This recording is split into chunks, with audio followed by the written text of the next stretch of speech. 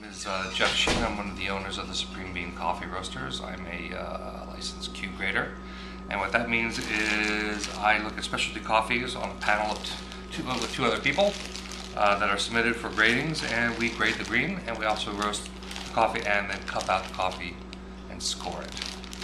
With that score, it's then advertised that this has a particular Q grade, and it will either increase the value of the coffee or do nothing for the value of the coffee, depending on the score. What you look for, it's real obvious actually, is what does it smell like? Shouldn't smell any mold, shouldn't smell any defect from the bag. For instance, one of the things that you'll smell when coffee's been kept in a burlap bag too long is this wet cardboard, or what we call baggy smell. It also pervades the cup of that particular coffee when you brew it. This smells really nice. One of the things I also then do is I'll go through and I'll just sort out defects. What are defects? Well, here's one right off the top. You can see in my hand. Let's put that right there maybe. Get that, see the corner there? Oh yeah. This is this could be insect damage, or it could just be a chip that got cut and turned black. But it's a defect. It's not enough to downgrade the coffee from specialty grade. I like the larger samples because it allows me to see what the versatility of the coffee is. With the smaller sample, I pretty much have to pass and fail it. So it's good, it's not good. Write comments about how I think it could be used, the flavors I'm detecting, the aromas, any defects, if any. For something like this, I will break this up into 4 roasts probably and do, I usually do photography, and one of the things in photography that you're told to do is do bracket shots. So you take a shot at the proper exposure that you think it should be, and then you do a shot above and below with different exposures. So I do that with roasting. And so what you're talking about is the time in the roaster at this point? Right, the time in the roaster and the heat profile, how to get it to that time and that color. So I will basically go for what we call the sweet spot, which is just at second crack as a standard place to start. And then I'll go take it a little bit lighter, and then I'll take it a little bit darker. And I get to see how the coffee changes with these slight differences, maybe 5 or 8 degrees difference. Will make a huge difference in the flavor. 1 degree can make a difference actually, depending on the coffee and the moisture in the beans. So I'm going to turn on my little roaster here, and this knocks up against the side and stops. And I know that I have certain points along the path that I want the coffee to be at certain times. So it's not like it's actually very much like barbecuing a steak in the sense that you get 2 pieces of meat that look identical on the outside, but when you cut them open, one's got nice, beautiful pink in the middle and layers out, and then you've got others that are just cooked all the way through. Even on the outside, it's exactly the same. So how you get the coffee to a particular point, and how you work with the heat to get it there truly affects the flavor. How long it stays in the roaster affects the flavor. If you keep it in there too long at a lower temperature, you often hear people talk about slow roasting. That's often considered to be a fault or flaw in the coffee. It's called baking the coffee. So you want to have it in there.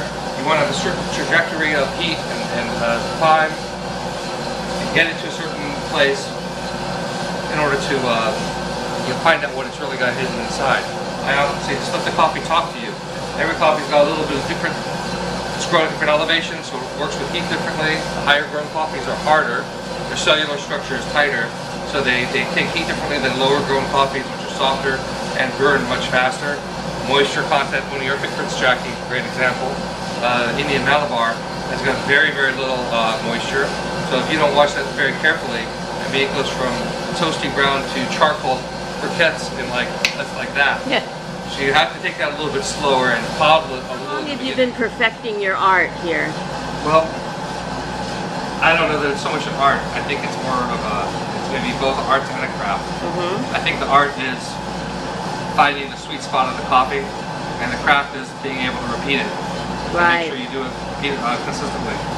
So I think I started teaching myself to roast coffee on a walk in my kitchen. Oh, really? And just one of the things that I liked, flavors that I liked, and coffees that I liked. At that point where I like to turn the temperature down, starting to turn a little yellow, and it smells. Here, why don't you smell that? Mmm. It smells almost grassy and straw-like, like wet straw at this point. And it will change. You'll see me do this periodically. I'll take this out because heat drives out impurities from the coffee, the ones that came in. You can smell them. You can smell the defects. So now it's really going in the first crack here. And you can sort of see what the color. It's got more brown. Still has this little stuff called chaff. All this little flaky stuff on it. That'll start shooting off most of the coffee as it gets bigger. I don't know how well that shows up. It's already getting more brown than it was. But when the water inside the bean starts turning to steam and expanding, we'll start hearing a pop right now, actually. I heard something. You get a little closer, you can start hearing it's almost like Rice Krispies. And it's very slight. Crinkling, yeah. There you go. This is what's called first crack. And what's happening now is the cellular structure of the beans are breaking down because it's being pushed out by the bean as the steam expands the beans. This is going to happen again at a little bit of a darker temperature. Okay, so now we're at 413. Now it's really beginning to look like coffee. And see how much cleaner it is. A lot of that chaff has been popped off. And you can see the middle seam is beginning to expand. Right. And some of that chaff there is going to pop off too. Yeah, we're going into the second crack now. So this will be a different kind of crack. It'll be the same sort of sound, but it'll start being rapid. Now you can hear it's going to go rapidly. And this is what I mean by listening to the coffee, listening to what it's telling you. You can have all these charts and all these numbers and stuff, but it's what the coffee's doing and how it's speaking to you that tells you where it's got to be dropped. Beginning to see some expression of oil. This would be like what's called a full city, probably full city roast. And that's sort of at your second crack would be full city? Yeah, you're well into the second crack. Or towards the end of the second crack even. Oh, we've already gone past second crack. Oh yeah, look at that. And somewhere along this path, I would generally shut the flame off and the heat builds up in the coffee on its own at that point, so it will keep rising even without a flame.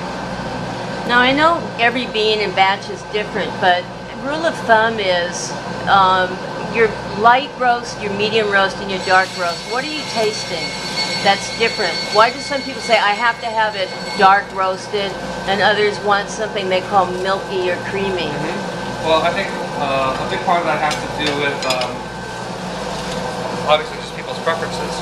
And I think that their dark roasts are good, I think light roasts are good. I think different coffees depend, they need their own treatment. A great example would be the Ethiopian Misty Valley.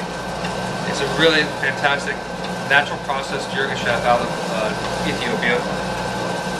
But if you take it to where we would normally take a coffee, or what you would call a nice second crack coffee, then a lot of the fruit, a lot of the amazing flavors that are in there get lost. So you actually have to bring it back before the second crack. And it's just it's a stylistic question on one hand, like what are they trying to do with the coffee? I want to accent, what I think are the intrinsic good qualities of the coffee. Ethiopians have great floral and blueberry notes, and I want to bring those out. So when we roast it to where I feel that it's at the sweetest, and those qualities are most expressed. That will just affect that are weather, humidity in the air. Like is it raining, for instance? You have to adjust the way you roast to compensate for that. Add moisture in the air. Now we're cooling. Yeah. And you can touch it now.